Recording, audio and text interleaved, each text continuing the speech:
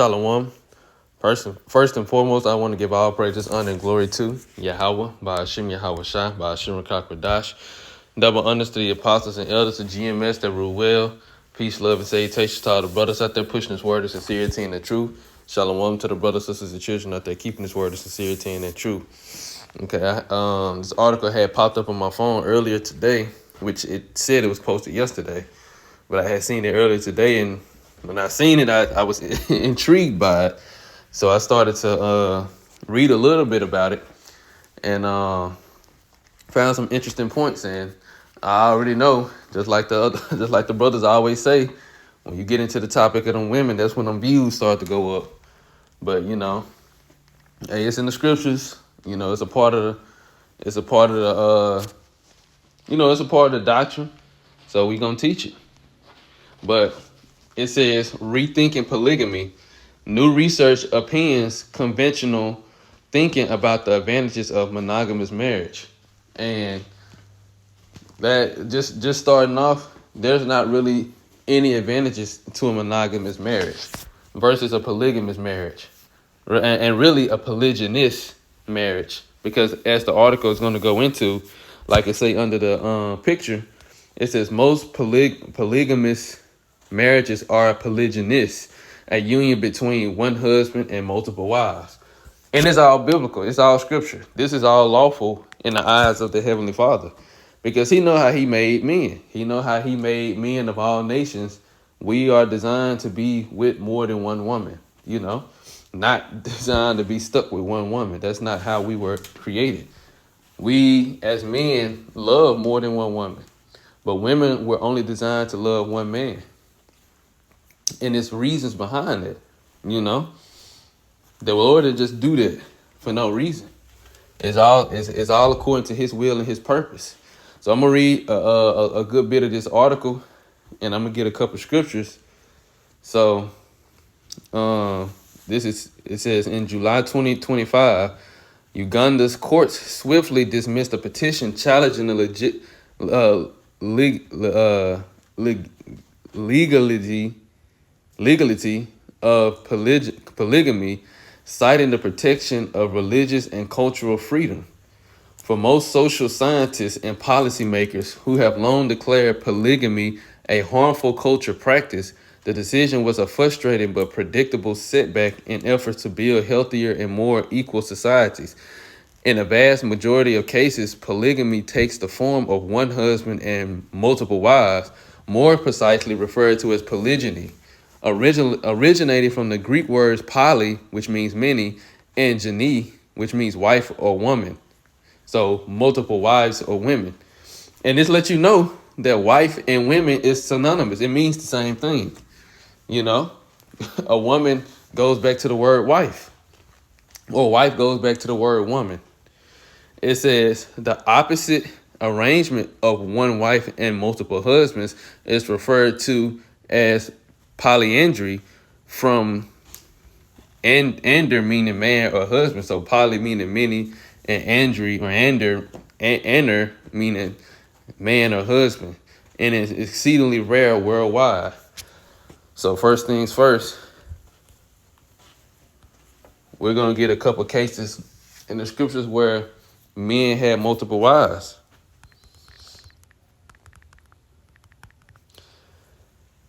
This is Exodus 21 and 10.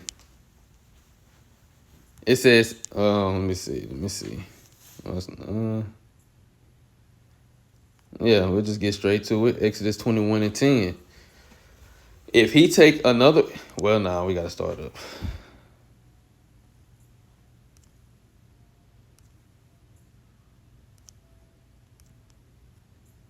I guess we'll start at 1. I'm reading AMP. It says, now these are the ordinances or laws which you shall set before the Israelites.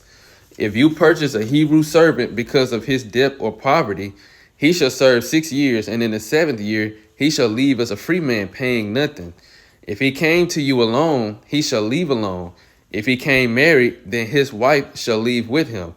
If his master gives him a wife, and she gives birth to sons or daughters, the wife and her children shall belong to her master, and he shall leave your service alone. But if he say plain, if the servant plainly says, I love my master, my wife, and my children, I will not leave as a free man. Then his master shall bring him to the Most High, that is, to the judge who acts in the Most High's name, the judges. Then he shall bring him to the door or doorpost, and his master shall pierce his ear with a awl, a strong needle, and he shall serve him for life. If a man sells his daughter to be a female servant, she shall not go free after 6 years, as male servants do. See, and this all lets you know the dynamic between men and women are completely different. It's a reason why the Lord set this order up, because as you can see right now, and nobody, especially any women that's reading this, seeing this in these scriptures right now, because this is all in the Bible. Any woman that's seeing this and you feel some type of way, you are a part of the problem. Because as you can see how modern society is, everything is completely against the order in which the Lord got it set up now. And that's why you got so many single women, not even just the so-called black women, even though the so-called black women are leading the single motherhood with 47%. Most single mothers, mainly the so-called black women. But you got single motherhood. You got all these women with high body counts. You got women who can't find a husband, women that can't get married, women completely out of order. The independent, strong women, which is being constantly being destroyed. Then you got what they got going on with all these benefits being cut down. This is all because women are completely out of order. So when you go into the scriptures and see how the Lord had it set up, nobody was complaining about this. Nobody was complaining about how the Lord had it set up, because women was in their nature. They were more in their nature. So when you start seeing about this, sell his daughter, female servant, you start getting, you start thinking, you've been programmed to think that all the commandments of how the Lord had things set up is oppressive, which is not oppressive. It never was to be meant to be oppressive. It's because of your actions. It's because our people have been wicked, But if we was to serve Yahweh by Hashem Abashah like we were supposed to, we wouldn't be in this condition. This is what we're getting back to. And see, when we serve the Lord, there won't be no need. All the women of Israel will be wives, They will be wives. And servant don't mean slave, That's another thing. Servant doesn't mean slave, like you're like you're just a hardcore bondage slave that's being oppressed. Woman, the name woman or wife also goes back to the name servant or meaning servant. So you are literally servants for your man, your husband. But it's always gonna be some woman that feels some type of way. They see these scriptures or they see this, and they gonna think a certain type of way. You a part of the problem, and the Lord is gonna deal with you. And you got simp men out there too. So I just had to say that. Now, verse 8, if she does not please her master who has chosen her for himself as a wife, as a wife, but it just called her a female servant, meaning because the Lord was making a difference. He was basically letting you know, look, the women, they don't get to go free like the men do. So she is to be whoever she has been given to, that's his wife, and she can't be just sold off or go free because she belongs to the man that she was given to, that paid for her. And I'm gonna read again. It says, if she does not please her master who has chosen her for himself as a wife, he shall let her be redeemed by her family, meaning he can send her back. It says, he does not have the authority to sell her to a foreign people because he has been unfair to her. So basically it's saying you can't get no woman and then try to go sell her off to another nation or something like that, trying to make a profit. That's trying to do human trafficking, because that's what that would have went into. That ain't our culture, that ain't our nature. But in our nature, yeah, you do pay for women. Because even like now, What do they want the bride to do? The bridegroom to do? 9 times out of 10, when he asks for, just say the father is in the woman's life, and he asks her for marriage, and the father give her unto him, he got to pay for the wedding, or he got to foot the bill. He got to foot a good portion of the bill, and that's essentially like you paying for her. It's like you're financing everything so that she can be given unto you. But we actually did pay. We had to pay the father, for if he sold his daughter off, and that's basically marrying his daughter off. And this is all in the scriptures. You can go read about this,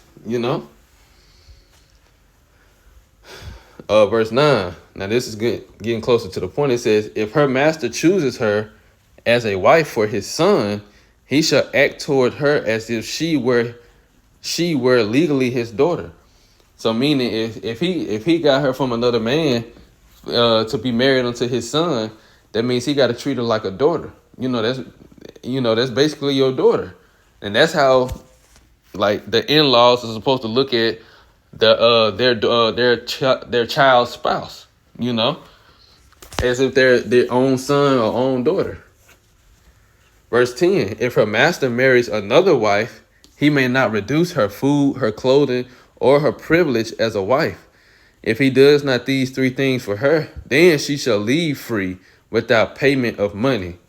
So basically saying, if he stopped taking care of her because he's so focused on another woman, then she has that right to leave because he's not doing what he was obligated to do.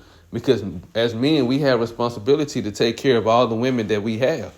So it clearly lets you know if he take another wife, if he have multiple wives. Now let's get Genesis 28. And this is the spirit, because I have been thinking about Jacob lately.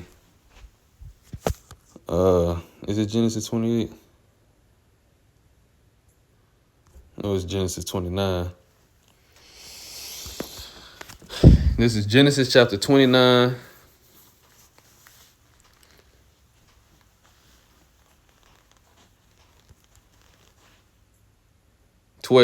Jacob in the AMP. Jacob told Rebekah he was her father's relative, Rebekah's son, and she ran and told her father. I'm gonna skip down. Verse 15. Then Laban said to Jacob, just because you are my relative, should you work for me for nothing? Tell me, what should your wages be? Meaning, just because we can, that don't mean you got to work for me for free. I'm gonna give you something. I'm gonna pay you. Just tell me what you want. And this is what Jacob's request was. It says, now Laban had 2 daughters. The name of the older was Leah, and the name of the younger was Rachel. Leah's eyes were weak, but Rachel was beautiful in form and in appearance. Jacob loved Rachel, so he said, I will serve you as a hired workman for 7 years in return for the privilege of marrying Rachel, your younger daughter. Laban said, it is better that I give her in marriage to you than give her to another man. Stay and work with me. So Jacob served Laban for 7 years for the right to marry Rachel, but they seemed only a few days to him because of his love for her. Finally, Jacob said to Laban, after 7 years, give me my wife, for my time of service is complete, so that I may take her to me as my wife. So Laban gathered together all the men of the place and prepared a wedding feast with wine. But in the evening, he took Leah, his daughter, and brought her to Jacob. And Jacob went in to consummate the marriage with her, meaning he went to go have sex with her. That's what consummating the marriage means. Laban also gave Zilpah, his maid, to his daughter Leah as a maid. But in the morning when Jacob awoke, it was Leah who was with him. And he said to Laban, what is this you have done to me? Did I not work for you for 7 years for Rachel? Why have you deceived and betrayed me like this? But Laban only said, it is not the tradition here to give the younger daughter in marriage before the older. Finish the week of the wedding feast for Leah. Then we will give you Rachel also. In return, you shall work for me for 7 more years. So he dealt deceitfully with Jacob. But the fact is, he was like, okay, finish your wedding week with Leah, and then next week we're gonna give you Rachel to marry as your wife. Nothing was wrong with that. This is a polygynous relationship. So Jacob completed and fulfilled Leah's week of celebration. Then Laban gave him his daughter Rachel as his second wife. Laban also gave Bilhah, his maid, to his daughter Rachel as a maid. So Jacob consummated his marriage and lived with Rachel as his wife, both of them. And he loved Rachel more than Leah and served with Laban for another 7 years. So what winded up happening was Jacob winded up marrying Leah 1 week, and then he married Rachel the next week. And I don't know if it's not in this chapter. Let's see. It's Genesis 30:1. When Rachel saw that she conceived no children for Jacob, she envied her sister and said to Jacob, "Give me children or else I will die." Then Jacob became furious with Rachel, and he said, "Am I in the place of the Most High who has denied you children?" She said, "Here, take my maid Bilhah and go in to her. And when the baby comes, she shall deliver it while sitting on my knees, so that by her I may also have children to count as my own." So look, both, which I ain't gonna read all of it, but Leah and Rachel both gave their handmaids to Jacob to bear him more children, and they became his concubines, or basically his secondary wives. So polygyny is all in the Bible, of a man having multiple women. But if a woman deal with another man and she already has a husband,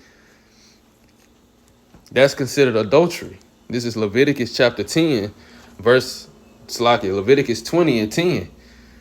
And I'm going to get it in different translations. It says, "And the man that committeth adultery with another man's wife, even he that committeth adultery with his neighbor's wife, the adulterer and the adulteress shall surely be put to death." And you have a lot of women, a lot of people in general that's committing adultery. They don't care. They sleeping around with each other and they got a man, I'm talking about women.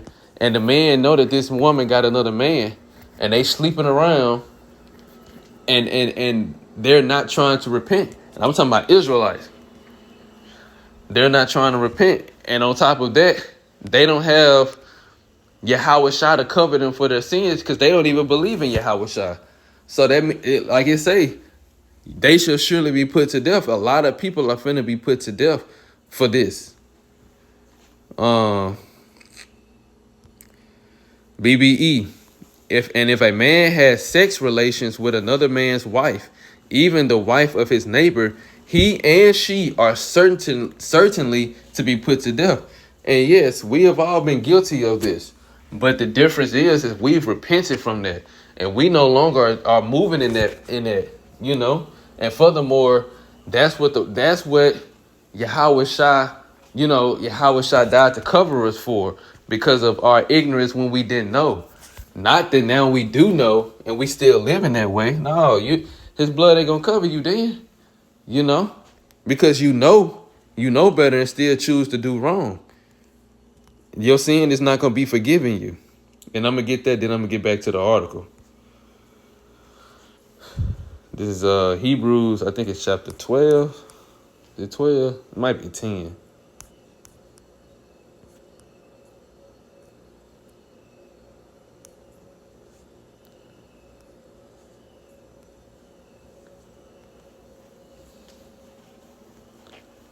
Let's see.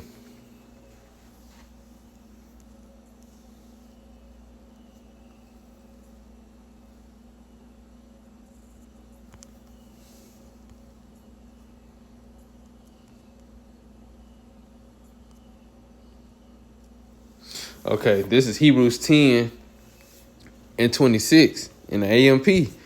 "For if we go on willfully and deliberately sinning after receiving the knowledge of the truth, there no longer remains a sacrifice to atone for our sins, that is, no further offering to anticipate, but a kind of awful and terrifying expectation of divine judgment and the fury of a fire and burning wrath which will consume the adversaries, those who put themselves in opposition to the Most High." So anybody that's doing all, and adultery is a sin unto death. Adultery is a sin unto death, and you have the people of this society willingly committing adultery without a care of how the Lord feels about it, or whom they're committing adultery against. They don't care about none of that. They just doing whatever feels good to the flesh and whatever they want to do, and they don't even believe in Yahweh Shai. You have a lot of them that do and still doing it, but they don't even believe in Yahweh Shai. So what do you think is gonna happen? He gonna come back. The Lord gonna bring judgment like no other, because we coming into the times like never before. So the judgment is gonna be even more severe. But going back to the article, like it said, so polygyny is lawful. A man having more than one wife, but polyandry is wicked. A woman having more than one husband, that's extremely wicked. Now it says critics of polygyny present two main arguments. First, they contend it squeezes low-status men out of the marriage market, fostering social unrest, crime, and violence against women by frustrated unwed men.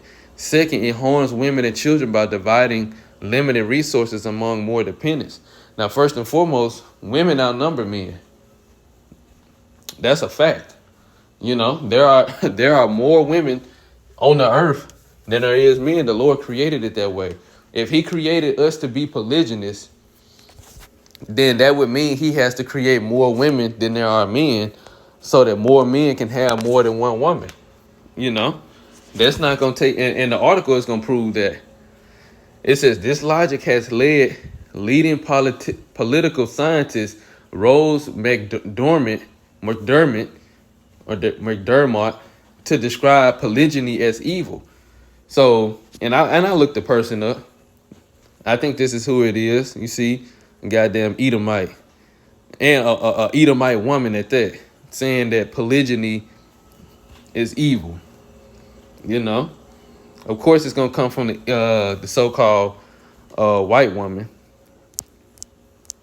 Of course, it's gonna come from a woman in general. You know. She's just mad because don't nobody want to take her anyway. Probably. I don't know if she's married or not. But it don't even matter. Now let me look. Let's see if it's gonna tell the truth. Let's see if it's gonna tell the truth.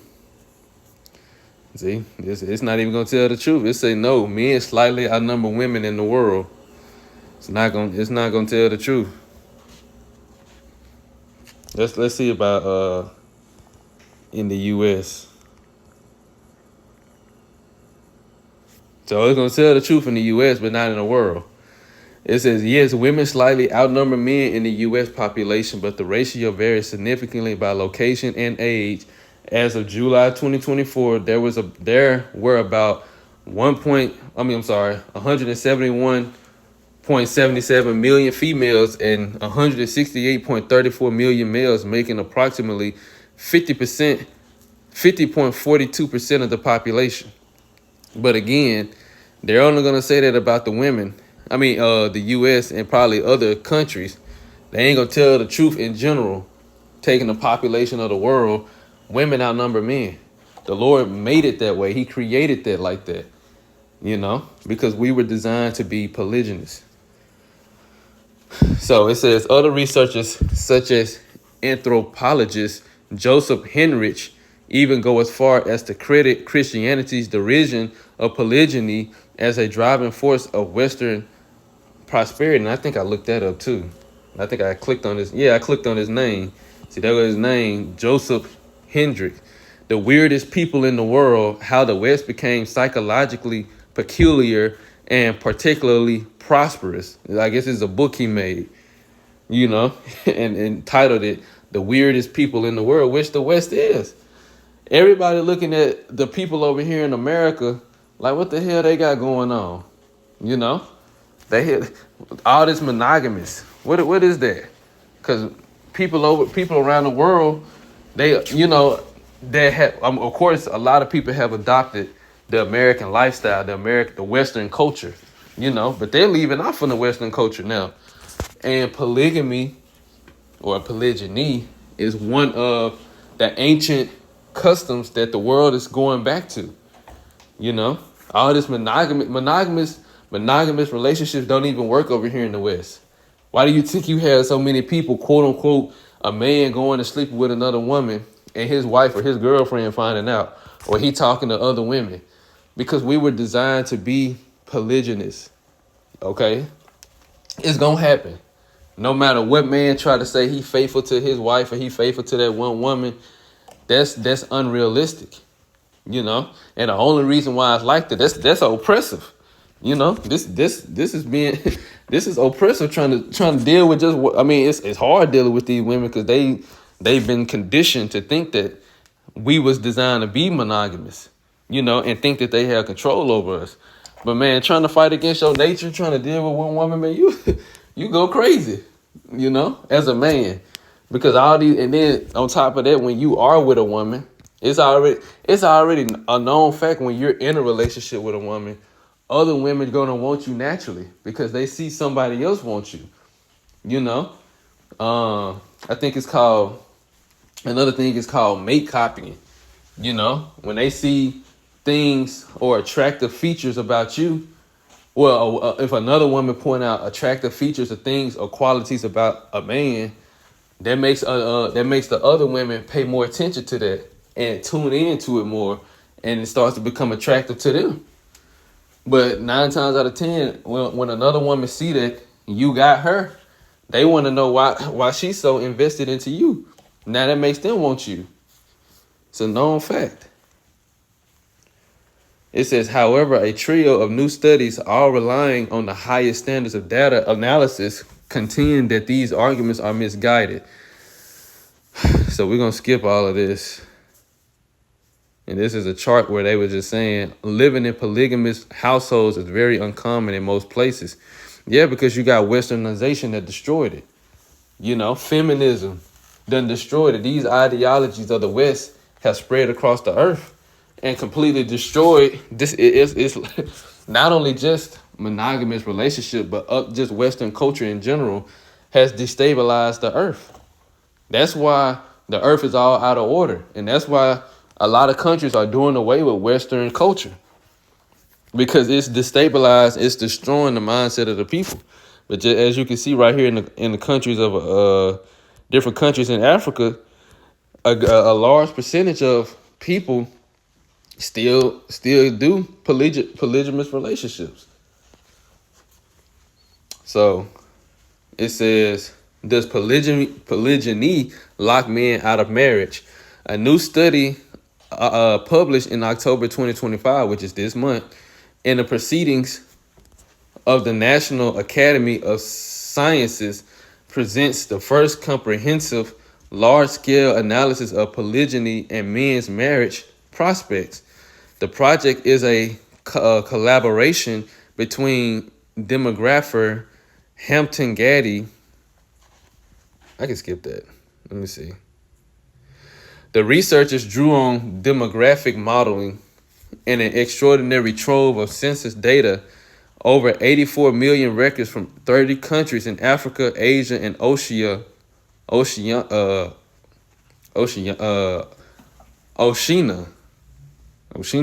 something like that.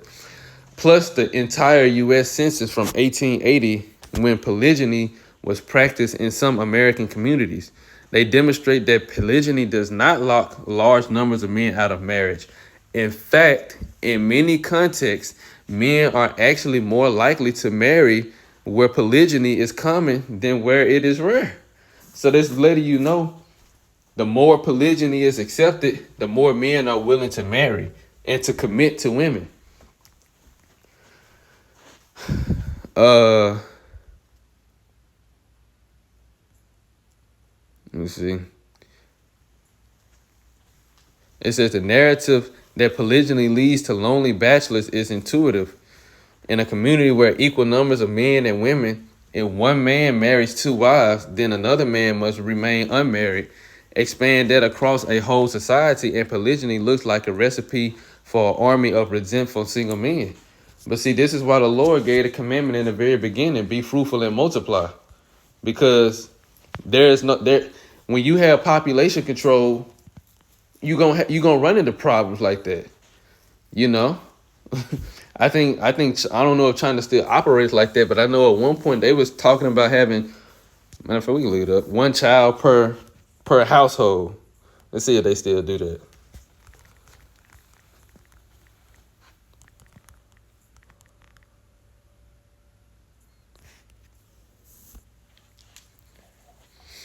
It says yes. China currently allows married couples to have up to 3 children per family. This 3-child policy was implemented in 2021, replacing the previous 2-child limit in an effort to address the country's declining birth rate and aging population. China previously had a strict 1-child policy for decades. It was replaced by a 2-child policy in 2016 and then by the current 3-child policy in 2021. And that's wicked. How can you tell how can you tell people how many children they are allowed to have? You know, because it ain't just these Edomites, it's all you heathens. You know, all these heathens are out of order.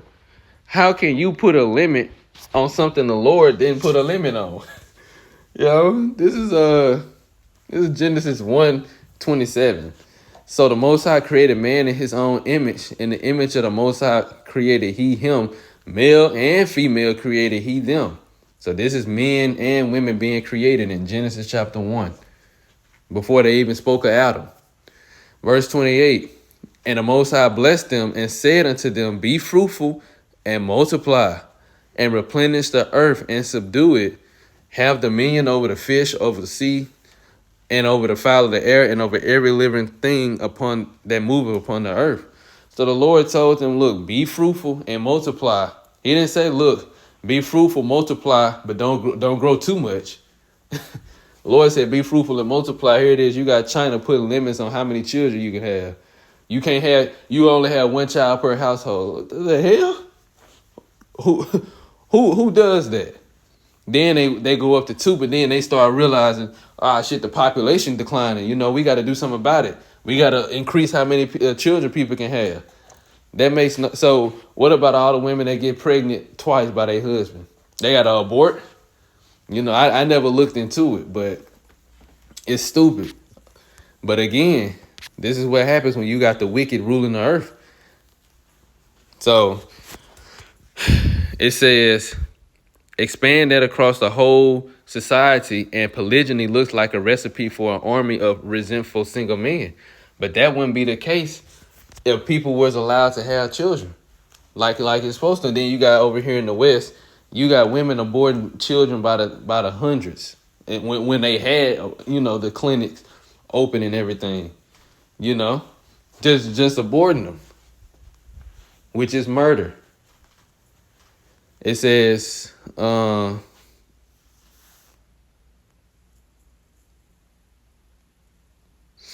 parallel arguments have been made about the rise of incel, a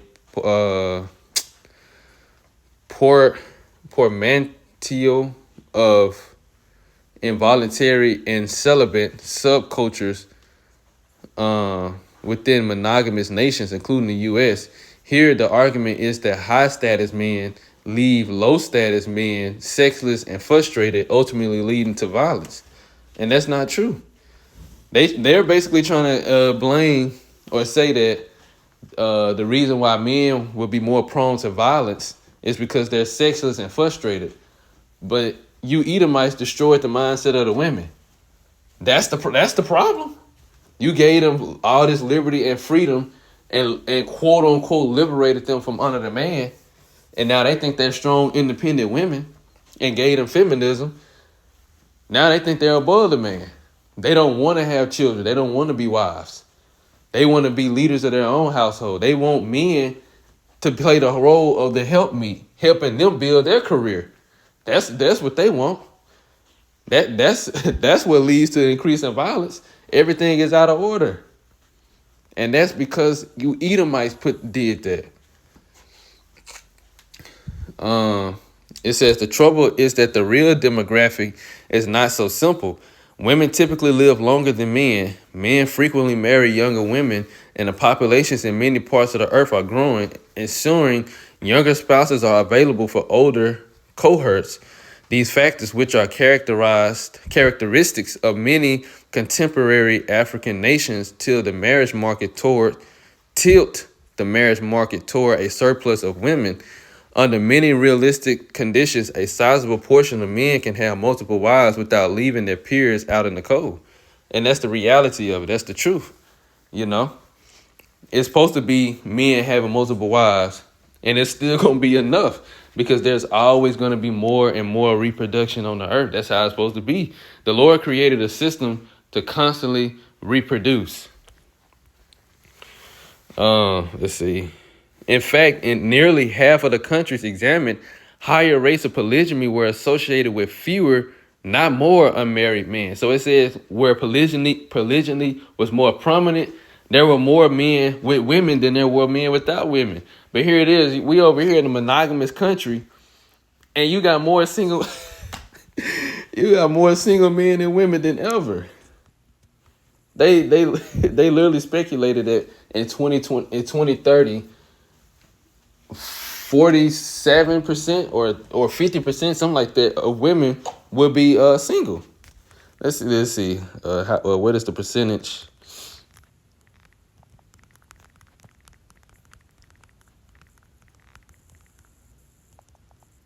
The single people in America.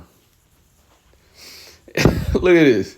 Approximately 49% of U.S. adults 15 and older are single based on recent Census Bureau data. The percentage includes individuals who have never married, are divorced, or are widowed. However, other definitions of single can change with number.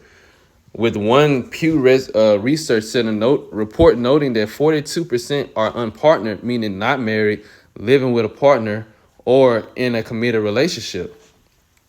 Right, so between 42 to 50% of people in America are single, but they're talking about monogamy is polygyny is dangerous.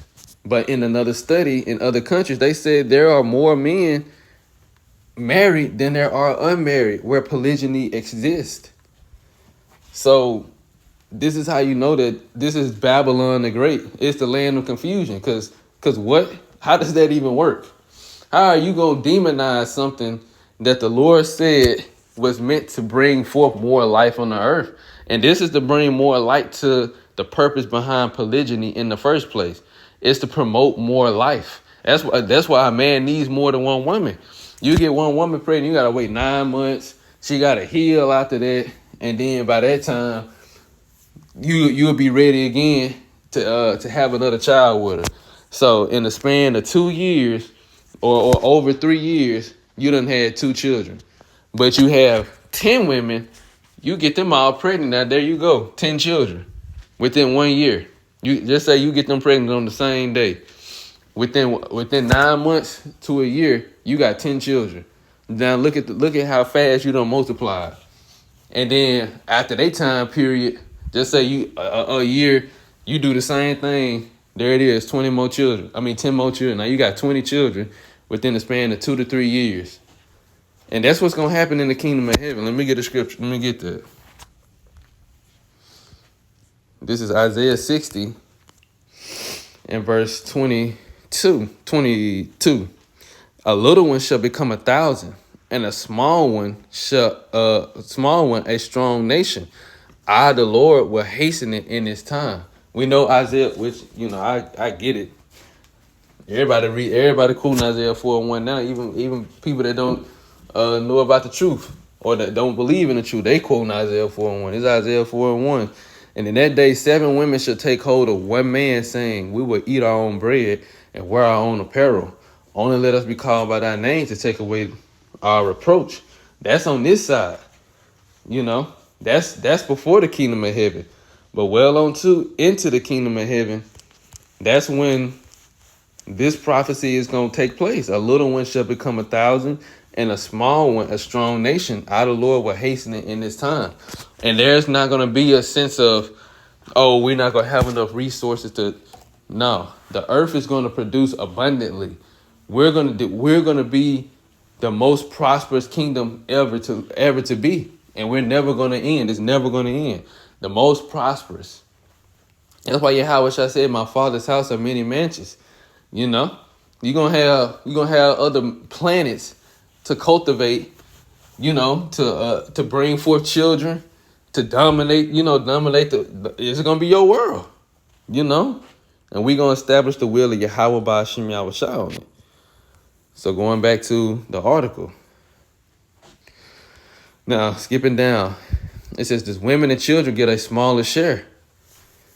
What about the argument that polygyny harms women and children by dividing male-owned wealth among more mouths to feed?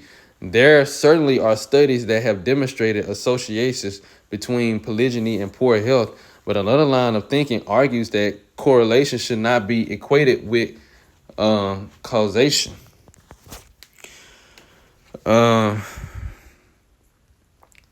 It says 10 years ago, my colleagues and I documented that polygyny is associated with higher food insecurity and poor child health when comparing outcomes across over 50 Tanzanian villages. However, this pattern was an artifact of polygyny because most common in marginalized Maasai communities, which tend to live in drought-prone areas with inadequate health care. Moreover, when comparing families within communities, polygynous households were typically wealthier. A key factor in making polygyny attractive to women and children were not disadvantaged. So basically, it said people who were in polygynous relationships were wealthier because you had the man making, he's doing his business, but you had the women also doing business too, and they're all combining their resources, combining everything. Everybody bringing skill sets and resources to the table. The more the merrier, as they say. So now you got more resources to utilize, and everybody is taken care of. I'm gonna read this next paragraph too. It says, echoing those results, anthropologist Rihanna Minacore, it don't matter, and her colleagues recently published a study that used a detailed longitudinal data set from a 20-year prospective study in another region of Tanzania, analyzing survival growth and education for thousands of children. They found no evidence that monogamous marriage is advantageous. So basically, they said, look, after a 20-year-long study in that same region, they said monogamous relationships wasn't beneficial. It was harmful. It was actually gonna be worse. Skipping down.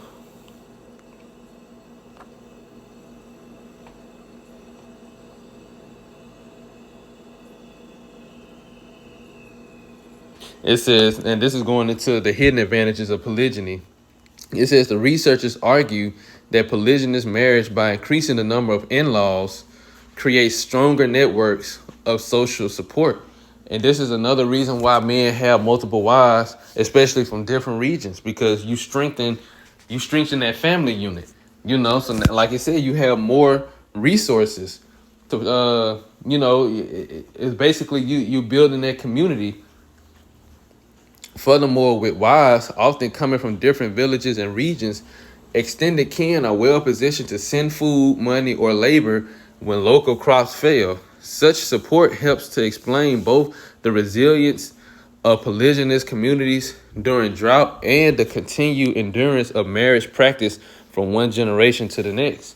So not only do you just have that generation, but the next generation on down will have even more kins and relatives to pull from to help, whenever they need help, or to send help whenever they have the extra.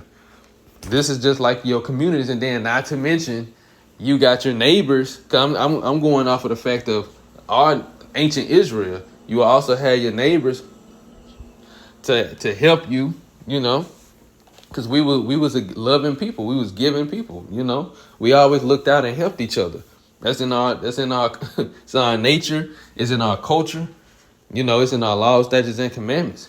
So we always looked out for one another. So you strengthen basically your networking when you have multiple wives coming from different families. So it says, is polygyny harmless? And they try to find some way to demonize it, of course. But polygyny is in the scriptures. So when I had seen that article, I was like, yeah, had to go into it. But Abaratazai, it was edifying. And on that note, I want to give all praises, honor, and glory to Yahweh, by Hashem Yahweh Shai, by Hashem Rakak Radash. Double honors to the apostles and elders of GMS that rule well. Peace, love, and salutations to all the brothers out there pushing this word of sincerity and the truth. Shalom to the brothers, sisters, and children out there keeping this word of sincerity and the truth. And until next time, shalom.